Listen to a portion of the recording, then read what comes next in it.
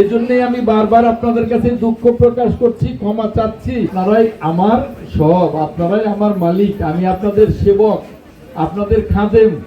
সেবক হয়ে, খাদেম হয়ে আমি আপনাদেরকে 3 ঘন্টা বসিয়ে রেখেছি। এটা হলো? এটা কি হয়? আপনারা আমাকে বসিয়ে রাখবেন, এটা শোভা পায়। আমি আপনাদেরকে বসিয়ে রাখবো, শোভা পায় না। এজন্যই আমি বারবার আপনাদের কাছে দুঃখ প্রকাশ করছি, ক্ষমা চাচ্ছি। কারণ আমি জানতাম না যে আপনারা একটা সময় এসছেন। আমি প্রথমে বলেছিলাম, প্রথমে ইউনূস সাহেব 2:30টায় সময় দিয়েছিলেন, কিন্তু আপনারা শুনেছি যে একটাই এসছেন। যাই হোক, যে কোনো ভাবেই খবর পেয়ে একটাই এসছেন।